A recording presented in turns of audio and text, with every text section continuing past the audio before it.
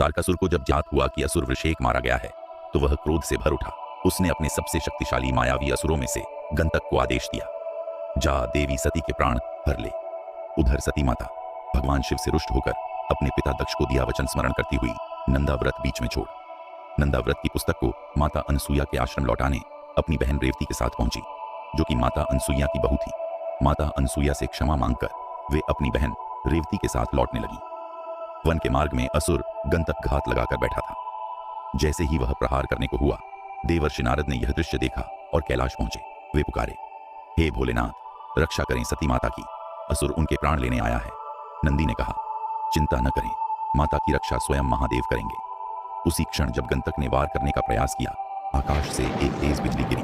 वह उसकी आंखों पर पड़ी और उसकी दृष्टि चकाचौंध हो गई। अब उसे सब कुछ हजार हजार रूपों में दिखने लगा। सती और रेवती उसे असंख्य रूपों में दिखाई दी। भ्रमित और भयभीत होकर वह तारकासुर के पास लौट गया। उसने कहा, स्वामी, मैं सती के समीप भी नहीं जा सका। उनके चारों ओर अदृश्य शक्ति है जिसने मेरी आंखें जला दी। तारकासुर क्रोधित हुआ, हे कायर, तू असुर कुल का कलंक है, जा अपना विवेक भी खो दे, और उसको मर दिया। उधर ब्रह्मदेव विष्णु लोक पहुंचे और बोले, हे नारायण, मैंने दक्ष को वचन दिया है कि मैं उसकी पुत्री सती के लिए उत्तम वर ढूंढूंगा, परंतु सती तो शिव की प्रेयसी हैं, कौन उनसे विवाह करेगा।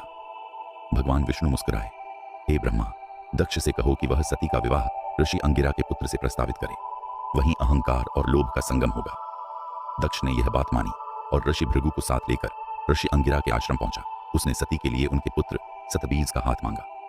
ऋषि अंगिरा बोले, मेरी एक शर्त है, तुम मुझे प्रजापति का पद लौटा दो। दक्ष ने अनिच्छा से यह स्वीकार कर लिया, क्योंकि वह जानता था कोई और उसकी पुत्री से विवाह नहीं करेगा।